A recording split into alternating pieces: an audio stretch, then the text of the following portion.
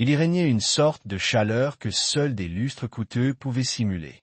La longue table en chêne s'étendait comme une piste de civilité organisée au centre de la salle à manger du domaine de Delilah et moi, Miles Carrington. J'étais assis au fond de celle-ci comme un bagage oublié. Je portais le costume bleu marine foncé que j'avais acheté il y a des années pour la cérémonie commémorative d'Elias, ajusté et noué au mauvais endroit. Maintenant, la pièce bourdonnait de doux bavardages, de tintements de verre et d'orchestration de jugements soigneusement déguisés. Thanksgiving à Delilah n'a jamais été une question de gratitude, c'était une question d'optique. Son domaine brillait au niveau d'un musée. Cirage, parquet poli, argenterie polie, pou polie. J'étais ici parce que refuser aurait causé plus de perturbations que d'y assister. Je ferais du mal de toute façon et j'ai choisi cette soumission discrète. J'avais même apporté une bouteille de vin, un millésime dont je savais qu'il serait ignoré. Silas était assis à 3 chaises de moi, un homme trop bien modelé par les mains sculptrices de sa mère. Sa posture rigide, sa mâchoire carrée comme si elle était filmée. Sa femme, Ria, l'adorait comme un ornement poli. Il avait son amour, l'ambition de sa mère et le titre de poste qui leur permettait à tous de se sentir prospères. En face d'eux étaient assis Kiran et Luna, les mains entrelacées sous la table, volant des regards comme s'ils savaient encore ce que vous ressentiez. Jules était là aussi, ici distant, regardant à travers moi plus qu'à moi. Et Dalila, mon ex-femme, se déplaçait parmi eux comme un roi. Elle portait de la soie crème qui épousait sa silhouette avec une élégance naturelle, son sourire était une lame polie à la perfection. Elle flottait entre les invités, remplissant les verres et glissant des compliments avec une précision chirurgicale. Pour tout le monde, elle était la matriarche bienveillante. Pour moi, elle était toujours la femme qui avait vendu l'amour comme un contrat et qui m'avait trouvé en rupture. J'ai siroté mon eau en écoutant les pleins d'héritages coûteux, de dinde et de farce aux herbes atterrir sur des assiettes cerclées d'or. Le siège à côté du mien est resté vide. Ce serait toujours la place d'Elias. Personne n'a osé me demander de le déplacer. Les talons de Delilah claquèrent plus fort que ses mots alors qu'elle s'approchait de Silas. Elle se pencha trop près, lui murmurant quelque chose à l'oreille. Je ne pouvais pas l'entendre, j'ai juste vu son corps se raidir, j'ai vu sa prise se desserrer autour de l'argenterie. Ses yeux s'assombrirent en temps réel, devenant vitreux, avec quelque chose entre confusion et commandement. Et puis il se leva brusquement, chaise, raclant le sol comme un cri. Toutes les conversations sont mortes. Au milieu de la phrase, Silus s'est dirigé vers moi, lentement et délibérément, ses mains pendaient à ses côtés, serrées. Je me levai sans savoir pourquoi. Peut-être l'instinct, peut-être la défense, peut-être la partie de moi qui croyait encore que mon fils ne me ferait pas de mal. Il m'a atteint les yeux creux, un souffle, 2, puis un craquement, sa paume reliée à ma joue, le son résonnant contre le marbre et la fierté. Mon corps a tremblé sur le côté, entrant en collision avec des couverts et des chaises. Alors que je trébuchais, non pas à cause de la force mais à cause de la trahison, je me suis surpris sur le coin de la table à goûter du sang, pas dans ma bouche, mais quelque part. Plus profond. À l'aide, une fourchette est tombée. Quelqu'un a murmuré. Qu'est-ce que c'est? Ria avait l'air d'avoir vu un fantôme. Jules pressa sa serviette contre ses lèvres. Delilah resta figée, son expression partagée entre satisfaction et peur, comme si elle n'avait pas prédit que les conséquences ressembleraient à ceci. Je me redressai lentement, la piqûre sur mon visage s'estompant déjà en quelque chose de plus froid. Je pouvais sentir leurs yeux, ma famille, mon passé, me pénétrer, attendant l'explosion. Mais je ne me suis pas mis en colère, je n'ai pas crié, je ne me suis pas effondré. J'ai souri, un sourire lent et délibéré qui n'a pas touché mes yeux. Merci, dis-je. Un silence plus lourd que la rage s'abattit sur la table. On pourrait penser que j'ai sorti une arme de sous mon veston au lieu d'accepter une gifle comme une poignée de main. Les sourcils de Silas se froncèrent, confus. Il recula. La prise de Delilah sur la bouteille de vin se resserra. Personne n'a bougé parce qu'ils n'ont pas compris.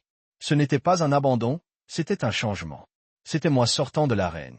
Ils pensaient qu'ils possédaient. C'est à ce moment-là que je l'ai confirmé. Cette famille ne me considérait pas comme brisé. Ils me considéraient comme effacé. Et pourtant, je me tenais là. Merci, répétai-je, non pas à eux mais au moment même, car maintenant c'était indéniable. Dalila avait franchi une ligne et elle avait utilisé la main de notre fils pour le faire. Ils pensaient m'humilier, ils pensaient que j'allais partir, que j'allais craquer. Mais ce qu'ils ne savaient pas, ce qu'ils ne pouvaient pas savoir, c'est qu'on ne gifle pas un homme qui a déjà lâché la corde. Vous ne frappez pas quelqu'un qui allume tranquillement le feu pendant que tout le monde dansait autour de la cheminée. Je suis retourné à mon siège, j'ai ajusté ma serviette et j'ai ignoré les yeux qui me brûlaient. Silas respirant fort. Dalila n'est pas venue vers lui. Elle n'est pas venue me voir non plus, parce qu'elle ne savait plus ce qui allait suivre. Elle avait raison d'avoir peur. La veille de Thanksgiving sentait l'huile de citron et la vieille résolution. Je me tenais dans la cuisine de mon modeste appartement, les manches retroussées, en train de polir un ensemble de sculptures en argent qui appartenait autrefois à ma mère. Elle me l'avait transmis l'année où Dalila et moi nous sommes mariés. Depuis, il était rangé dans une boîte en velours rouge, sorti uniquement pour les vacances, les funérailles et les spectacles comme celui pour lequel je me préparais.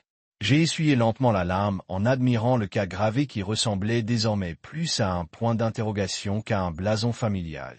L'appartement était calme, à l'exception du faible bourdonnement de la musique classique qui sortait des vieux haut-parleurs dans le coin. C'était le genre de silence auquel je m'étais habitué, celui qui murmurait la vérité sans crier. Divorcé depuis 8 ans et pourtant toujours attaché au rythme de la vie de Dalila, à chaque Thanksgiving. J'ai accepté, non pas parce que je le voulais, mais parce que mon absence serait plus bruyante que ma présence. Et Silas, eh bien, il m'appelait toujours papa, même si certains jours, j'avais l'impression qu'il récitait des lignes plutôt que de ressentir les mots. Le téléphone sonna sur le comptoir. Le nom de Silu illumina l'écran. J'ai hésité avant de répondre, et mon fils, et papa, je viens juste de vérifier pour demain. Le dîner est toujours chez maman, à la droite. Je fis une pause, laissant le son de ma propre respiration combler le vide. Oui, comme chaque année. Il rit. Cool, aussi, juste un avertissement. Maman vient chez toi tôt demain. Elle dit qu'il y a un document qu'elle veut que tu lises avant le dîner. Un document dont je connaissais trop bien ce mot. Dalila n'apportait jamais de casserole, elle apportait des contrats. Elle a dit de quoi il s'agissait? Quelque chose à voir avec la maison du lac, je pense. Juste quelques trucs de paperasse, probablement des choses juridiques ennuyeuses. J'ai eu un petit rire qui n'a pas atteint mon ventre, compris? Merci pour l'avertissement. La voix de Silu t'a adouci. Ok, papa. Je voulais lui dire non, je voulais lui dire que je savais que sa mère planifiait quelque chose, que je pouvais sentir son ambition dans l'air, comme les agriculteurs sentent une tempête avant qu'elle n'arrive. Mais il n'avait pas besoin de ce point, il emportait assez simplement en étant son fils. Ouais, je vais bien. À demain. J'ai mis fin à l'appel et je suis resté là, laissant le silence retomber sur moi. La maison du lac, bien sûr. C'était la seule chose qui restait, avec nos 2 noms dessus, un vestige de jours meilleurs et de pires disputes. Niché près d'Écopiné. C'était autrefois notre sanctuaire d'été. Maintenant, c'était un prix. Dalila n'arrivait pas vraiment à mettre la main sur elle. Pas complètement, pas encore. Je me suis dirigé vers le classeur de la tanière, et j'en ai sorti une enveloppe en papier craft. À l'intérieur se trouvaient des copies de l'acte de transfert que j'avais déposé discrètement il y a 6 mois. J'avais retiré son nom de la propriété après avoir remarqué des noms inconnus, fouillé dans les plans de zonage, les promoteurs, les hommes avides aux sourires charmants et aux poches profondes. J'avais un ami au bureau du registraire du comté, et il l'avait immédiatement signalé. Dalila avait encore fait des mouvements dans mon dos. Je me souviens m'être assis sur le porche du Lécouse quelques semaines seulement après la mort d'Elias, en sirotant du bourbon et en essayant de me sentir humain. Elle n'était pas venue ce week-end, elle a dit que ça faisait trop mal, mais elle n'a jamais abandonné l'endroit. Pas par sentiment mais par stratégie. J'ai remis les copies des actes dans l'enveloppe et les ai glissées dans le coffre-fort ignifuge sous mon lit. La serrure s'enclencha définitivement. Elle venait avec un plan, mais je n'étais pas l'homme qu'elle avait l'habitude de manœuvrer. Je ne jouais plus en défense. J'ai passé le reste de l'après-midi à préparer un rôti que je n'avais pas l'intention de manger. Après tout, la tradition doit être respectée, même face à une guerre tranquille. Je l'ai fait mariner, mis la table avec soin, disposé les verres à vin, même si je buvais rarement. Chaque action était une performance, un masque pour la salle de guerre.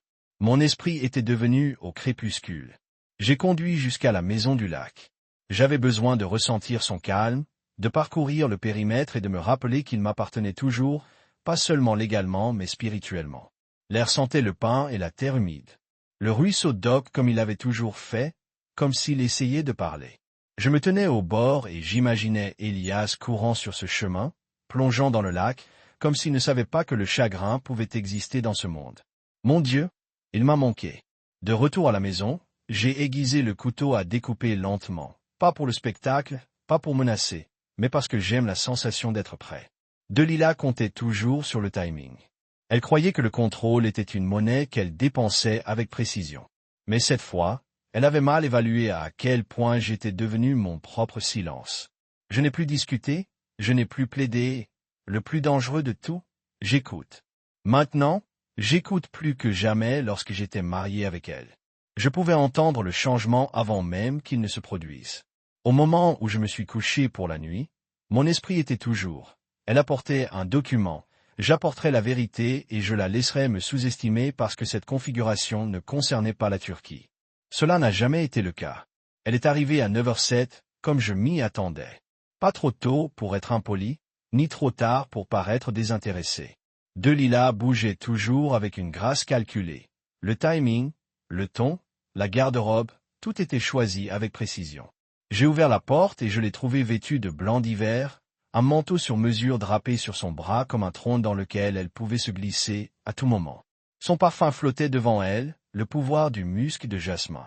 Elle a souri, le genre de sourire que les gens pratiquent dans les miroirs, et je me suis écarté silencieusement pour la laisser entrer. « Miles, dit-elle de sa voix sirupeuse, avec politesse, tu as l'air bien. » J'ai hoché la tête, gardant le salut bref.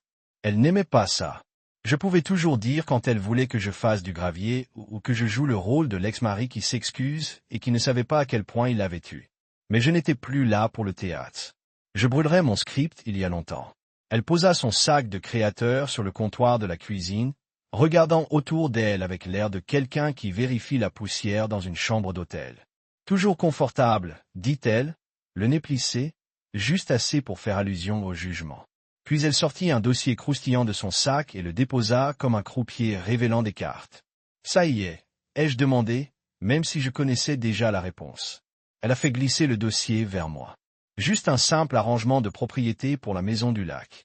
Les promoteurs sont très intéressés et franchement, il serait insensé de ne pas considérer l'offre. Il est temps d'arrêter de laisser le passé pourrir à cet endroit. J'ai ouvert le dossier et j'ai laissé mes yeux parcourir les pages avec une lenteur pratique. La formulation était délibérément vague à certains endroits, trop détaillée à d'autres. Manipulation juridique déguisée en simplicité. Une ligne s'est imposée comme une gifle. Delilah Carrington recevra 85% de tous les bénéfices lors du transfert et de la vente. 85%? Ai-je dit à voix haute juste pour entendre à quel point cela paraissait ridicule dans l'air. Elle a agité la main, comme si j'avais commenté la météo. C'est pour les enfants. Miles, la promotion de Silu à Zurich.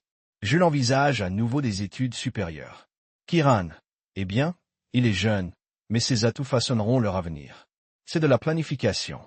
Avant, vous vous souciez de la planification. Je ne l'ai pas regardé. Au lieu de cela, j'ai tourné les pages d'avant. Arrière avec calme. Je me suis assuré que mon expression restait vide, ni en colère, ni confuse, juste illisible. C'était le problème avec Delilah. Elle a prospéré grâce à votre réaction. Elle s'est nourrie du tremblement de ta main, de l'incrédulité de ta voix. Mais aujourd'hui, je n'avais rien pour qu'elle se nourrisse. Vous me demandez d'abandonner l'endroit préféré de notre fils, dis-je doucement. Elle se figea pendant une fraction de seconde. Nous ne pouvons pas nous permettre de nous noyer dans les sentiments. Bien entendu, vous avez toujours votre mot à dire. Je pensais juste que nous pourrions être civilisés. Civilisés, ai-je répété, comme lorsque vous avez inscrit mon nom sous « autre partie » dans l'accord. Cela lui a valu une pause suffisamment longue pour signaler qu'elle ne s'attendait pas à ce que je comprenne le détail. Mais je l'ai fait, je l'ai toujours fait. Je vais y jeter un œil, dis-je en fermant doucement le dossier. Vous aurez bientôt de mes nouvelles. Elle s'approcha, posant une main manucurée sur le comptoir comme si elle possédait le granit en dessous. Ne traîne pas ça, Miles. C'est juste du papier, juste une signature. Je lui ai fait le premier sourire que j'avais fait toute la matinée. N'est-ce pas drôle à quel point le papier compte pour toi maintenant? Je me souviens quand c'était juste une licence de mariage que tu voulais que je signe. Maintenant c'est la terre, ensuite ce sera un héritage. Sa bouche se serra. Vous rendez tout si personnel. C'est parce que tout avec toi l'est toujours. Elle rassembla le dossier, visiblement ennuyée que je n'ai pas retourné la table en signe de protestation ni signé ce foutu truc avec le cœur brisé. Son contrôle a vacillé lorsqu'elle n'a pas pu provoquer. Et c'était à cela que consistait cette visite. Un test pour savoir si je dansais toujours au rythme qu'elle me dictait. Tu devrais accepter le marché, dit-elle une dernière fois. C'est la chose intelligente. Et toi, dis-je en l'accompagnant jusqu'à la porte, tu devrais apprendre à ne pas bluffer quand le jeu a déjà été rebattu. Ses yeux se plissèrent, mais je ne lui laissai pas le temps de parler à nouveau. J'ai ouvert la porte, je me suis écarté et je l'ai regardé retourner à son SUV argenté avec toute l'élégance d'une femme qui croyait toujours n'avoir rien perdu. Pourtant, une fois la porte fermée, je l'ai verrouillée, non pas pour des raisons de sécurité, mais par souci de finalité. Ensuite, je me suis dirigé vers le coffre-fort ignifugé situé sous mon lit et j'en ai sorti mes propres documents, tous les éléments juridiques qui faisaient désormais de moi l'unique propriétaire de la Maison du Lac. L'acte avait été transféré il y a des mois, discrètement, légalement et irrévocablement. La femme qui se tenait dans ma cuisine avait essayé de vendre quelque chose qui ne lui appartenait plus. Ce n'était pas seulement son arrogance qui m'insultait, c'était sa certitude. Elle pensait que je signerais. Elle pensait que j'étais toujours l'homme qui se soumettait à sa logique, qui reculait devant sa manipulation, qui croyait que la famille passait avant l'équité. Mais ce que Delilah ne comprenait pas, ce qu'elle n'a jamais pu comprendre, c'est que j'avais passé ces dernières années à apprendre non seulement le droit, l'équité ou l'autopréservation, mais aussi le pouvoir. Le vrai pouvoir n'est pas le bruit, c'est le silence, c'est savoir quelque chose que quelqu'un d'autre ne sait pas et choisir quand le révéler. Alors que je remettais mes documents dans le coffre-fort et tournais la clé, j'ai regardé le dossier qu'elle avait laissé derrière elle. Je ne l'ai pas brûlé, je ne l'ai pas déchiqueté, je l'ai juste laissé sur le comptoir de la cuisine comme un trophée que quelqu'un a oublié de gagner, parce que la reine est peut-être revenue avec un sourire, mais elle l'a amené au mauvais château. L'odeur du romarin et de la courge rôtie se répandait dans le domaine comme un appât. Delilah a toujours insisté pour orchestrer elle-même le dîner de Thanksgiving, ou plutôt pour en orchestrer la performance. En vérité, les traiteurs arrivaient depuis le matin, se faufilant dans l'entrée latérale comme des fantômes de cuisine. Je les regardais depuis le perron alors qu'ils allaient et venaient, leurs mouvements efficaces, leurs yeux évitant les miens comme si je n'y appartenais pas vraiment. Cela me convenait bien. Je ne prétendais plus faire partie du récit de cette famille. J'étais juste le fantôme qui revenait encore pour le dîner. À l'intérieur, la longue table à manger était déjà habillée d'or, de porcelaine rehaussée et de hautes tiges qui captaient la lumière des lustres comme de fausses promesses. Un siège, le plus proche de la cheminée, restait visiblement vacant, celui d'Elias. Personne n'en parlait, mais personne n'osait l'enlever, soit un rappel silencieux de ce que nous avons perdu, soit peut-être ce que j'ai perdu. Les autres avaient rapidement fait leur deuil et étaient partis à une vitesse encore plus grande, remplissant le silence de promotion, de rénovation et de souvenirs convenablement édités. Je pris place au bout de la table, pas tout à fait en exil, mais pas honoré non plus. Je connaissais mon rôle. Je n'étais pas une famille, j'étais l'histoire. J'ai bu une gorgée d'eau et j'ai scanné les visages autour de la table. Kiran et Luna, le jeune couple toujours enveloppé de douce rébellion et de sarcasme, se murmurait avec un doux amusement. Jules, toute ligne nette et escalier plus net, tenait un verre de vin comme s'il s'agissait d'un microphone pour le spectacle qu'elle avait prévu plus tard. Son rire avait la sonorité polie de quelqu'un qui s'entraînait, semblant insouciant.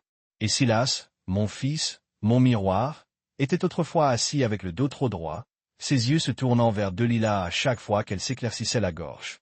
Delilah était assise au bout de la table, comme une reine sur son trône de velours. Elle portait du bordeaux aujourd'hui, son décolleté modeste, sa posture parfaite. Elle regarda autour d'elle avec la satisfaction de quelqu'un qui croyait que son royaume était intact, ignorant que ses fondations avaient déjà changé. Sous elle, la nourriture était servie, les plats claquaient doucement, une accalmie de conversation polie bourdonnait à travers la table. Ce n'est qu'au troisième plat, après l'agneau, après la bisque de Buternu, après que Delilah ait rempli elle-même le vin de tout le monde, qu'elle leva son verre et se leva. « J'aimerais faire une annonce spéciale, » dit-elle, d'une voix douce comme de la soie filée sur le fil d'un rasoir. Comme la plupart d'entre vous le savent, Silas s'est vu proposer un poste à Zurich. Une promotion très prestigieuse. Des applaudissements ont suivi, quelques sourires. Luna haussa les sourcils de surprise et Kiran lui donna un coup de coude comme pour dire « Tu avais raison ». S'il lui ressemblait à un boycott entre fierté et devoir. Delilah a poursuivi, bien sûr, rien de tout cela ne serait possible sans le soutien de la famille. Certains d'entre nous ont dû prendre des décisions difficiles, abandonner leurs liens émotionnels pour garantir leurs besoins financiers. Mais l'avenir appartient à ceux qui y investissent. Son regard se tourna vers moi. Un regard, pas un regard fixe, mais il était délibéré, ciblé. Le message était clair. Elle croyait avoir déjà gagné. Elle croyait que le dossier qu'elle avait laissé dans ma cuisine avait été signé, livré, classé. Elle croyait que j'avais plié. Comme toujours, j'ai levé mon verre en réponse, mais je n'ai pas bu, je l'ai juste regardé tranquillement. Cela l'a énervée plus que n'importe quel discours que j'aurais pu faire. Elle s'assit satisfaite et la conversation reprit. Mais elle avait désormais une saveur différente, plus forcée, plus fragmentée. Jules a commencé à raconter l'histoire d'un designer qu'elle a rencontré à Miami. Kiran s'est vanté d'un nouveau projet de drone. Luna sourit, mais ses yeux erraient, s'arrêtant sur la chaise vide à côté de moi. Je l'ai vu aussi. Elias aurait détesté ce dîner. Le faux-semblant, le lieu du pouvoir, l'autosatisfaction déguisée en amour familial. Silu bougea sur son siège et se pencha vers moi. « Papa, dit-il doucement. Je voulais demander. Maman a dit que tu avais accepté la vente de la maison au bord du lac. J'ai incliné la tête, n'est-ce pas? Elle a dit que tu étais à bord, que la paperasse était déjà en route. Je l'ai regardé, vraiment regardé et vu, sans chercher à briser la loyauté. Silas n'était pas cruel, il n'était pas méchant, mais il avait grandi en respirant ses ambitions. Il ne connaissait pas une autre façon de vivre. Je n'ai rien signé, j'ai dit pas encore. Son visage se contracta. Mais le forfait Zurich, c'est lié à la liquidité initiale. Je pensais qu'elle t'avait dit ce dont elle avait besoin.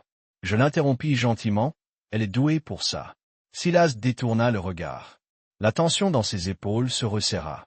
Je pouvais dire qu'il ne savait pas quoi faire de l'idée qu'elle avait pu mentir, que la promotion était fondée sur un mensonge, que son prochain pas en avant pourrait être celui de quelqu'un d'autre sur moi. De l'autre côté de la table, Delilah nous regardait. Elle ne pouvait pas entendre nos mots, mais elle sentit l'air changer, son sourire s'accentua. J'ai posé ma serviette, pas brusquement mais avec une précision silencieuse. Je pense qu'Elias aurait aimé Zurich, dis-je à Silas, mais il aurait détesté le prix à payer. Silas cligna des yeux, stupéfait, silencieux. Je me levai, je reviendrai avant le dessert, dis-je à personne en particulier et sortis par le couloir latéral qui menait au solarium. Je ne suis pas parti, pas encore. J'avais juste besoin de distance aérienne. Un instant. La vérité brûlait dans ma poitrine comme un feu avalé. Ils avaient déjà fait des projets avec de l'argent qui n'était pas le leur, célébré un avenir construit sur des hypothèses, découpé mon héritage sans attendre la permission. Et pourtant le siège à côté de moi restait vide. Elias était le seul à ne jamais m'avoir pris, à ne jamais jouer à ce jeu. En regardant par la fenêtre la table, où mon absence était passée inaperçue, j'ai réalisé quelque chose. Il ne m'avait pas radié aujourd'hui. Il m'avait radié il y a des années. Ce n'était pas une trahison, c'était une confirmation. Mais ils avaient commis une erreur. Ils m'avaient laissé voir cela se produire et j'étais toujours là. Le deuxième toast était censé marquer le dernier acte de la soirée. Le repas s'était installé dans cette lueur tranquille où même les couverts semblaient endormis. Delilah se releva une fois de plus, son verre de vin captant la lueur du lustre comme une flamme dans sa paume. Tout le monde levait les yeux, entraîné par des années de tradition, pour écouter quand elle se levait, pour sourire quand elle souriait à un nouveau départ. Dit-elle, sa voix chaleureuse mais calculée, chaque syllabe, maquillée pour les transitions, le progrès et l'héritage que nous construisons ensemble. Silas hocha la tête, le verre soulevant à moitié le poids de l'obligation tirant sur les coins de sa bouche. Jules murmura, « Et vide, ici, ici. » Kiran tapota son verre d'eau avec son couteau, toujours juste assez performatif pour rester dans les bonnes grâces de la famille. Même Luna, nouvelle à la table, toujours incertaine de sa position, lui fit un sourire poli. Je suis resté immobile, je n'ai pas levé mon verre, je n'ai pas souri, j'ai simplement regardé, sans défi. Delilah s'attendait à du défi. Non, je regardais avec indifférence et c'est ce qui l'a perturbée vraiment. Elle a maintenu sa posture un instant plus longtemps, s'attendant à ce que je cède. Un sourire, un signe de tête, n'importe quoi. Mais je ne lui ai rien donné. Et c'est à ce moment-là qu'elle a déménagé. Elle marcha derrière la chaise de Silu, passant une main sur son épaule avec une douceur délibérée. Puis elle pencha ses lèvres effleurant son oreille comme si un sort était lancé. Je ne pouvais pas entendre les mots, mais j'ai vu les faits. Sa colonne vertébrale se redressa, ses yeux s'écarquillèrent, Sa main trembla légèrement alors qu'il posait son verre. Puis il se leva. Le frottement de sa chaise contre le bois dur était violent, final. Tout le monde arrêtait de parler. Il s'avança vers moi à pas hésitants, l'un après l'autre. Comme si ses pieds n'étaient pas entièrement les siens, ses mains étaient serrées en poing à ses côtés. Delilah recula, son sourire vacillant juste derrière lui, ni fière ni suffisante, juste dans l'attente de Silu. J'ai dit doucement, vous n'êtes pas obligé de le faire. Mais au moment où les mots quittèrent ma bouche, il avait déjà réduit la distance. La gifle tomba avec plus de choc que de force, mais elle piqua néanmoins. Sa paume frappa le côté gauche de mon visage, un son aigu et plat qui sembla geler la pièce. Ma tête se tourna légèrement, non pas de douleur mais de surprise. J'ai goûté au métal, pas au sang, mais à la mémoire. La pièce est devenue morte. La vaisselle tremblait, les verres tremblaient. Ria halta, Jules cligna des yeux, stupéfait jusqu'au silence, la bouche de Kiran restait ouverte, les mains de Luna étaient pressées contre sa poitrine, les yeux écarquillés, et Silas, mon fils, mon sang, se tenait là, tremblant, son visage pâle et incertain, maintenant comme si l'ordre qu'il avait chassé lui avait été arraché. Au moment où sa main est entrée en contact, j'ai lentement tourné mon visage vers lui. La peau de ma joue brûlait, mais c'était une brûlure nette et claire, une fusée d'avertissement, pas une blessure. Et puis j'ai souri, pas un sourire moqueur, pas de triomphe, juste un petit sourire creux. Merci, dis-je. La pièce ne respirait plus. Silas cligna des yeux, sa mâchoire se contracta derrière lui. L'expression de Delilah se transforma en quelque chose de bien plus fragile que la fierté et la panique. Merci, répétai-je, cette fois plus fort, alors tout le monde a entendu. Tu m'as donné tout ce dont j'avais besoin. Delilah s'est alors dirigée vers la table, comme si elle essayait de reprendre le contrôle d'une scène qui lui avait échappé.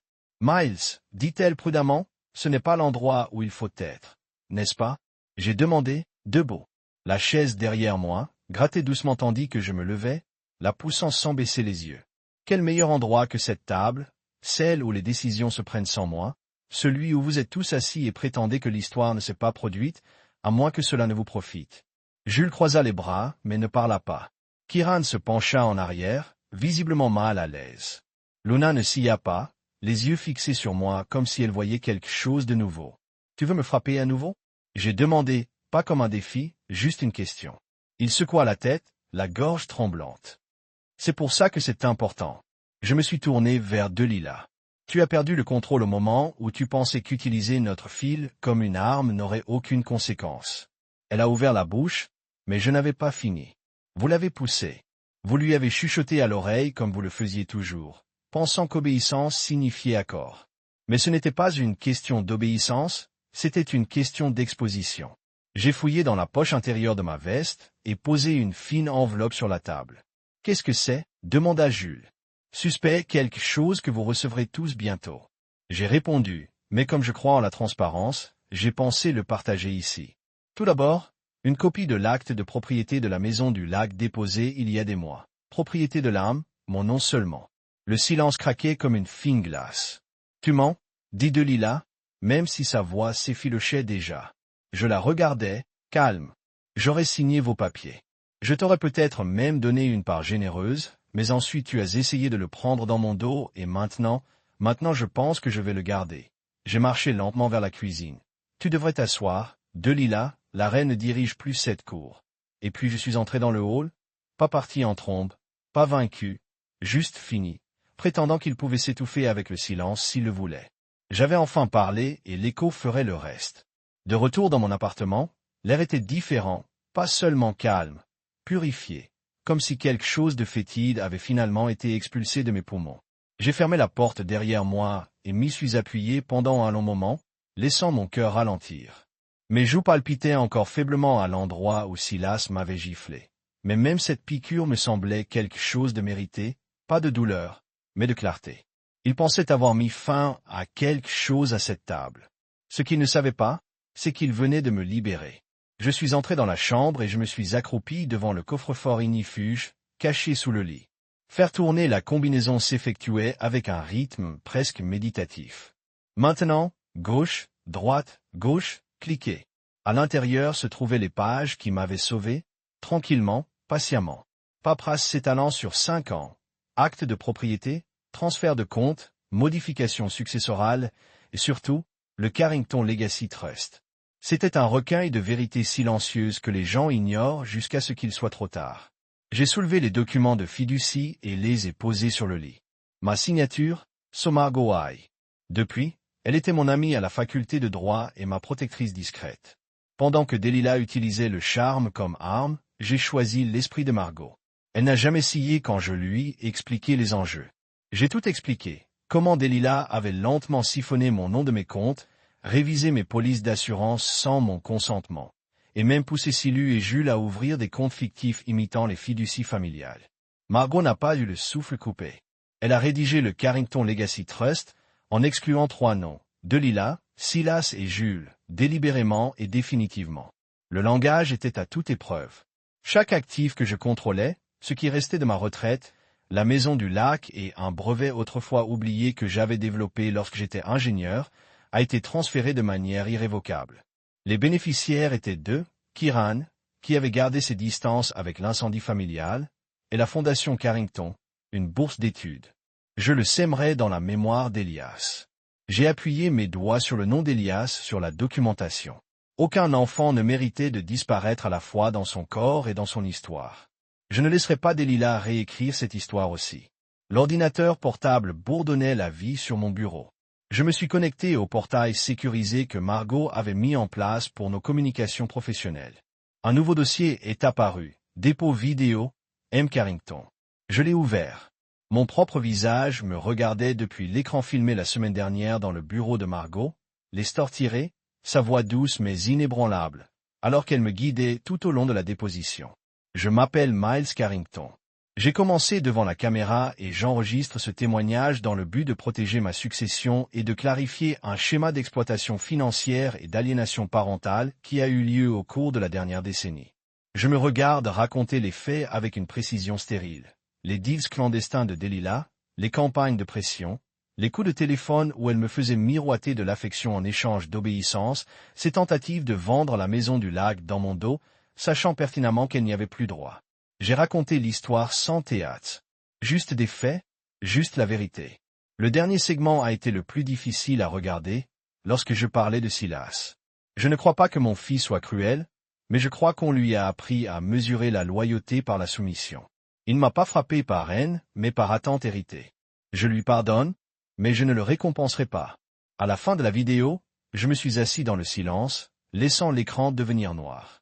J'ouvris une nouvelle enveloppe et y glissai des copies du trust, la transcription de la déposition et une lettre adressée à chacun d'eux, Delilah, Silas et Jules. Je n'étais pas amer dans ces lettres. Je n'avais pas besoin de lettres.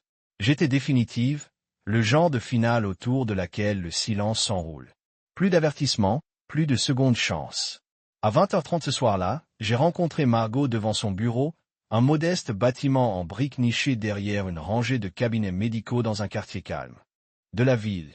Elle m'a accueilli dans un manteau gris et des gants, un thermos argenté à la main. « Avez-vous examiné la déposition complète ?» a-t-elle demandé en montant dans sa voiture. J'ai hoché la tête. « C'est parfait, envoyez-le au coffre-fort et distribuez-en des copies au compte exécutif. Les ordonnances de restriction seront mises en ligne demain matin, a-t-elle déclaré en mettant le contact. Nous avons déjà coordonné avec une société de sécurité privée. Les tentatives de Delilah pour vous contacter ou vous rendre visite seront bloquées et la confiance en vigueur depuis mardi, juridiquement contraignante. Tous les actifs ont été déplacés, transfert de titres terminé. Ils n'ont plus rien à réclamer. J'ai senti le poids s'éloigner de ma poitrine, pas soudainement, mais comme une vieille douleur commençant enfin à s'estomper.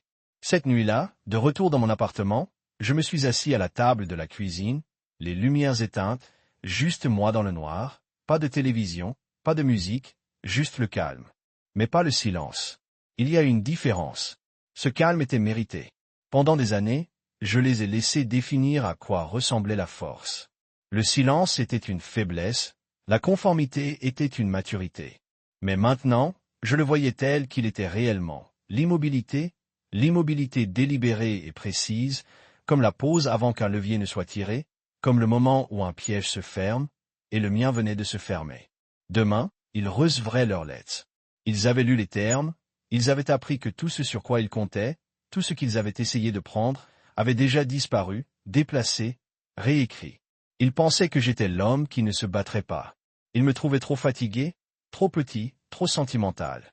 Mais ils ont oublié quelque chose, les fantômes connaissent la maison mieux que quiconque, et cette fois, j'étais moi qui tournais les serrures. Le message est venu juste après minuit.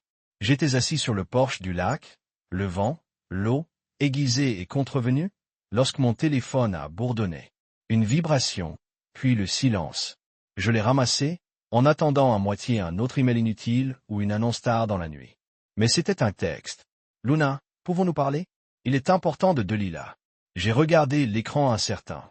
Luna, la petite amie de Kiran, avait toujours été polie, calme, pas exactement un incontournable de la politique familiale, mais observatrice comme les étrangers l'étaient souvent. Elle n'avait pas dit grand-chose à Thanksgiving au-delà des plaisanteries habituelles, bien que j'avais remarqué que ses yeux n'avaient jamais dérivé loin de Delilah.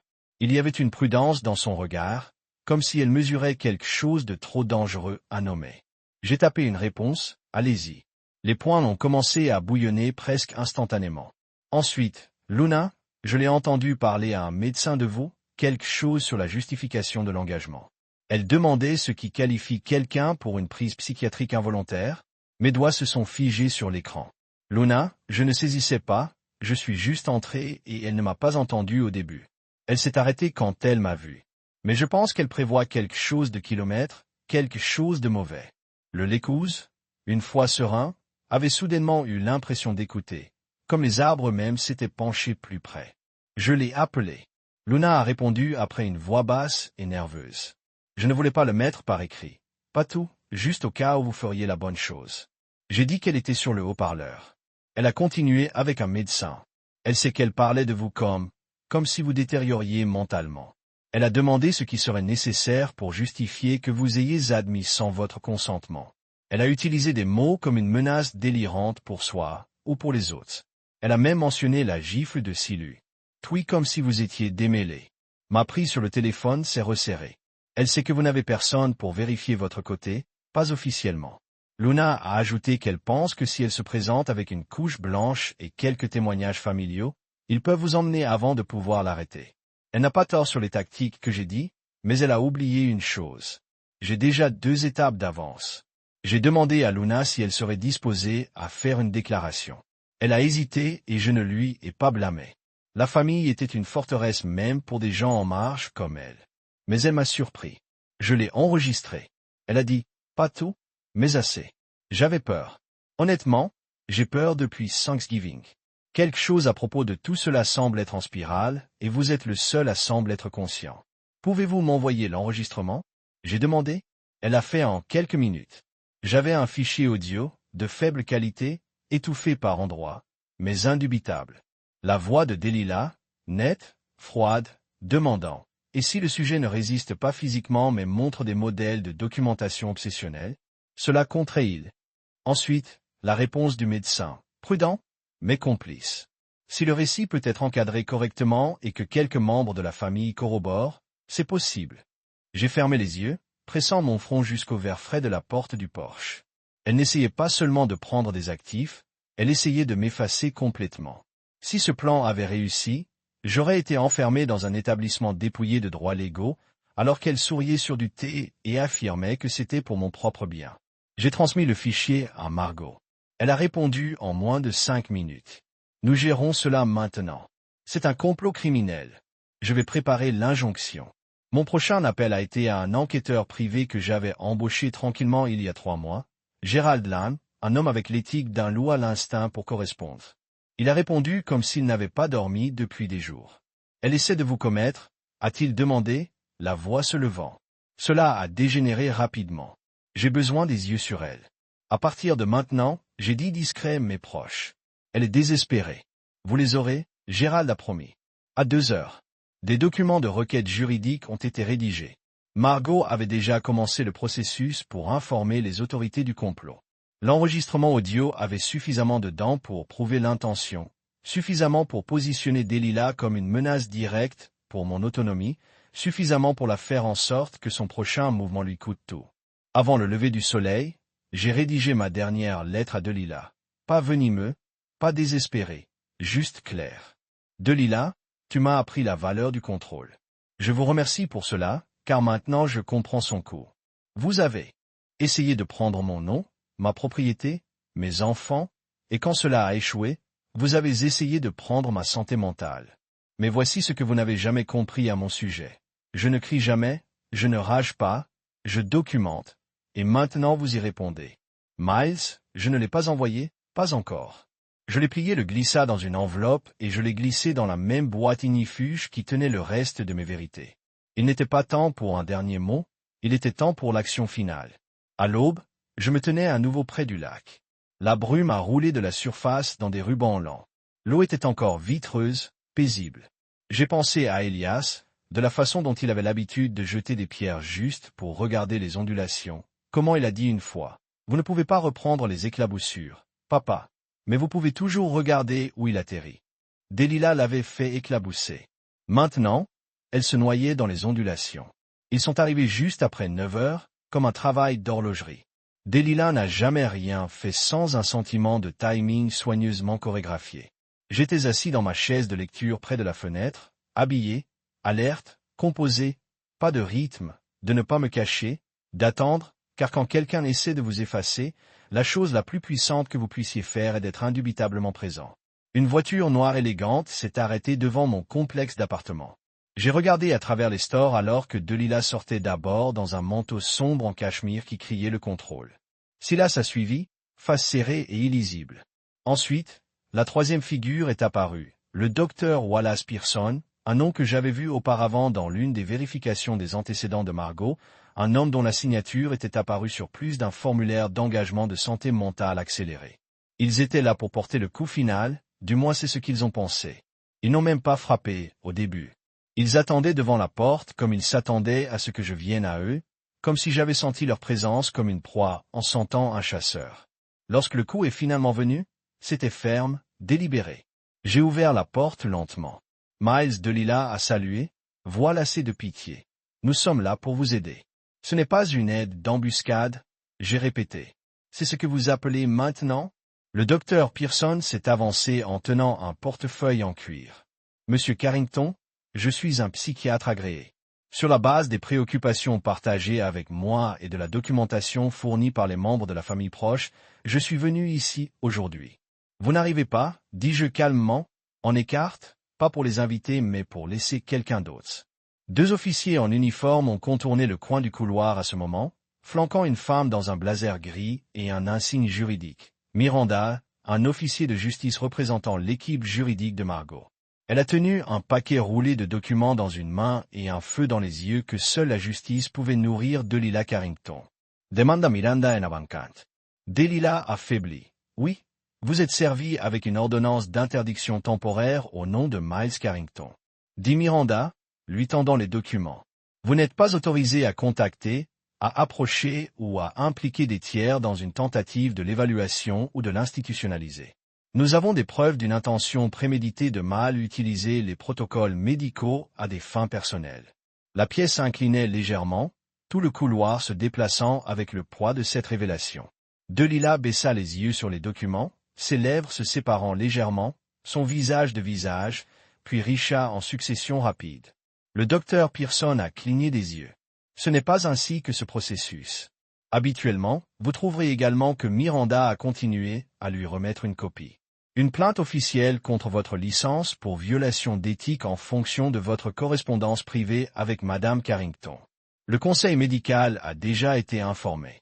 Silas recula, secoue visiblement. Attendez, qu'est-ce que c'est? Ce qui se passe? Je me tournai alors vers lui. Ce qui se passe, fils, c'est que votre mère a essayé de me retirer de l'image en permanence, pas seulement financièrement mais légalement. Elle voulait que je m'institutionnalise. Vous pensez que la gifle était la pire chose qu'elle orchestrerait. Son visage se tordit de confusion et de honte. Elle a dit que vous aviez besoin d'aide, que vous démêliez. Elle a dit ce dont elle avait besoin pour Silu. J'ai dit qu'elle le faisait toujours. Les yeux de Delilah passa des officiers à Miranda, pour moi. Vous ne pouvez pas croire que c'est fini. Vous pensez que des documents temporaires arrêteront ce qui est déjà mis en mouvement? J'ai souri. Oh, je ne pense pas que ce soit fini. Je sais que ça commence juste. Miranda m'a tendu une enveloppe finale et a hoché la tête. C'est officiel. Le Carrington Legacy Trust est exécuté. Toutes les parties pertinentes ont été informées. Les transferts de titres et les réaffectations du compte financier sont terminés. Je m'avançai et m'adressai directement de Lila. À compter immédiatement, vous êtes retiré de toutes les réclamations au Lekuz, mes actifs de retraite et tous les futurs domaines. Cela comprend le fonds Zurich. Cela inclut la fiducie éducative. Vous avez essayé de rediriger. La bouche de Silice ouverte, quel fonds? Je me tournai à nouveau vers lui, plus d'eau. Maintenant, vous pensiez que votre déménagement de Zurich était financé par des actifs familiaux liquidés. Vous n'avez pas demandé d'où venait cet argent. Vous lui avez fait confiance. Mais ces fonds étaient les miens. Ils sont partis maintenant, tout comme votre accès. Delilah a pris une respiration nette comme si elle avait été giflée. Miranda a donné le coup final. Delilah Carrington, vous êtes officiellement interdit d'utiliser le nom, l'image ou l'histoire de Miles Carrington dans toutes les futures transactions financières. Si vous essayez de le contacter ou de tirer parti des récits de famille, vous serez poursuivi. Le docteur Pearson recula, souhaitant clairement qu'il soit ailleurs. Les policiers ont attendu près si les choses dégénèrent, mais ils ne l'ont pas fait. Delilah n'a pas pleuré, n'a pas crié. Elle a simplement plié les documents et s'est éloignée. Avec cet équilibre creux, elle maîtrisait la reine sans trône. Silas a suivi, me regardant avec quelque chose qui ressemblait presque à un regret. Mais pas assez, pas encore. À la tombée de la nuit, j'étais au Lekuz. Je me suis garé sous le vieux pin, Elias avait l'habitude de grimper. J'ai tiré mon sac du coffre et j'ai monté les marches en bois qui avaient grincé sous des pieds plus petits et plus légers. À l'intérieur, l'air semblait toujours le genre d'immobilité qui ne vient pas du vide, mais de la remise en état. Je me tenais au centre du salon, entouré d'échos et inspire profondément. Je pouvais presque entendre le rire d'Elias rebondir sur les faisceaux. Pouvais presque me voir, des années plus jeunes autour de lui, Delilah, regardant depuis le pont. Avant que tout ne tourne, avant que Power ne remplace l'amour, j'ai allumé un feu dans le foyer de la pierre et je me suis assis avec une tasse de café à la main. À l'extérieur, le lac scintille sous une lune enflée. J'étais seul, mais pas effacé, pas cassé et plus jamais consommable. Cela a commencé avec un murmure dans la section des nouvelles financières, un titre de passage que la plupart des gens auraient manqué à moins qu'ils ne sachent où chercher. SEC ouvre enquête sur All Bramé Capital après un rapport anonyme de dénonciation. Juste une note de bas de page, un paragraphe enfoui sous des histoires sur la technologie, les stocks et les prévisions de vacances. Mais je l'ai vu. Je connaissais le poids de ces mots. Le nouveau mari de Delilah, Victor Bremmé, avait construit son empire sur les métiers rapides, les investisseurs charmants et le timing louche, et pendant des années, sans le savoir, je crois, que j'avais fait partie de cette machine pendant notre mariage. J'avais partagé des détails sur les contrats gouvernementaux. J'ai consulté les développements et les dépenses d'infrastructures et même les déploiements de projets, bien avant qu'ils ne deviennent publics. Je n'avais jamais pensé qu'elle aurait pu répéter ces choses jusqu'à ce que je l'ai entendue une fois avec désinvolture au téléphone avec Victor citant des données. Je n'avais même pas encore parlé à nos enfants. C'était la graine, et après la gifle, après l'échec du piège psychiatrique, après que la fiducie héritée ait été mise en mouvement, je l'ai arrosée. Margot a aidé à préparer le rapport. Nous avons soumis des documents, des emails, des références cross-timeline. Nous avons même trouvé un sentier financier menant à une petite entreprise de courtage, à Caïman enregistrée au nom de jeune fille de Delilah. La SEC l'a pris au sérieux. Soudain, elle n'était pas mère de 3 enfants et une reine sociale. Elle était suspecte. Les nouvelles se sont répandues plus rapidement que je ne l'avais prévu. À la fin de la semaine, Bramé Capital's Board a publié une déclaration se distanciant de Victor. La photo de Delilah a été tirée de la page du conjoint exécutif d'une fondation philanthropie du jour au lendemain.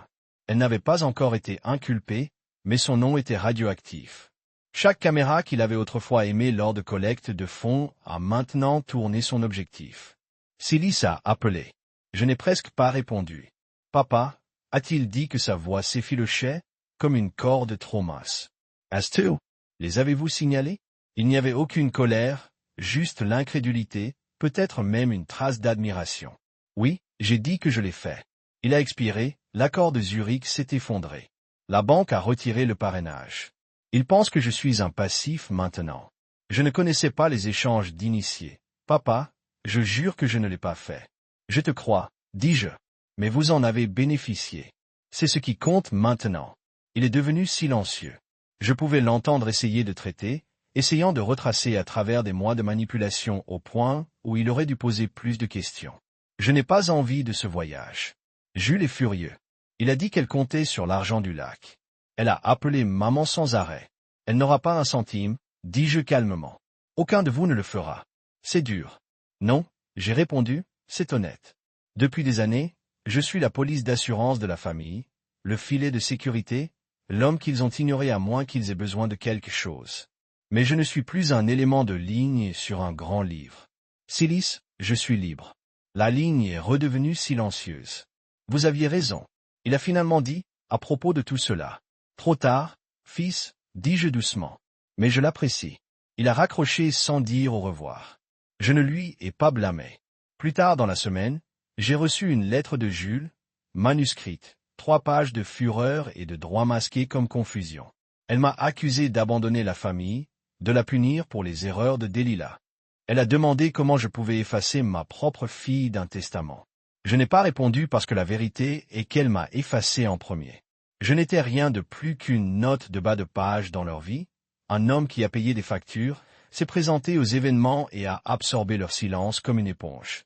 Elle n'avait pas dit mon nom lors des 2 derniers anniversaires auxquels j'ai assisté, pas une seule fois. Elle a utilisé l'ex-maman comme un espace réservé pour quelqu'un qu'elle ne s'attendait pas à se tenir debout. Et maintenant, elle a été choquée que je l'ai eue. Une seule personne de ce côté a tendu la main sans demande ni manipulation, Kiran. Il est venu au Lécouse à l'improviste 2 semaines après les retombées. J'ai entendu le gravier croquer sous ses pneus et ouvert la porte. Avant de frapper, il se tenait maladroitement, les mains fourrées dans ses poches de manteau, portant la même expression incertaine qu'il avait portée car il était adolescent, essayant de trouver sa place dans la hiérarchie familiale. J'ai entendu ce qui s'est passé, a-t-il dit. Je voulais juste voir comment tu allais. Je me suis écarté et je l'ai laissé entrer. Nous nous sommes assis près du feu, 2 tasses de café entre nous, et pendant longtemps nous n'avons rien dit. Laissez le silence être honnête.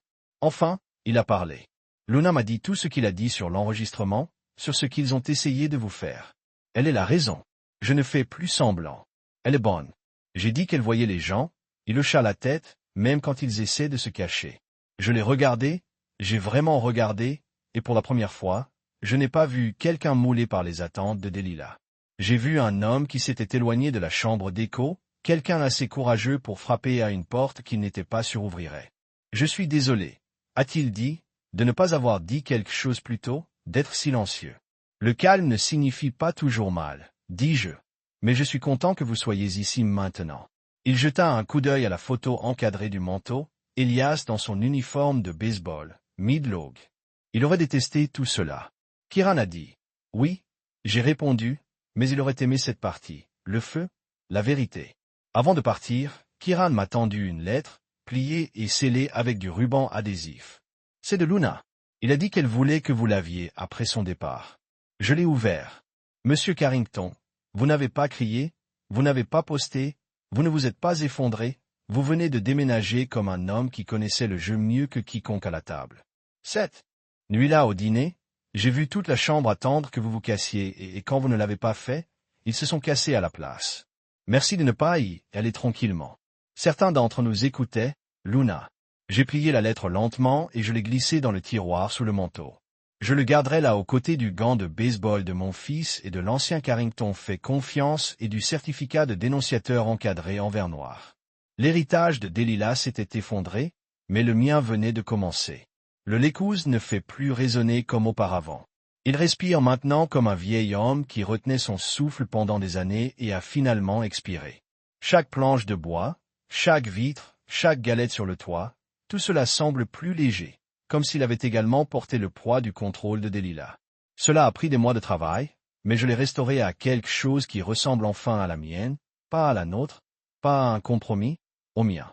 Je me lève tôt chaque matin, non pas parce que je le dois, mais parce que je veux, le genre de réveil où le silence se sent gagner. Le quai a été réparé. Je remplace moi-même les planches fissurées, travaillant lentement, méthodiquement, par l'ancienne boîte à outils d'Elias à côté de moi. Ses initiales sont toujours sculptées dans la poignée du marteau. Ek.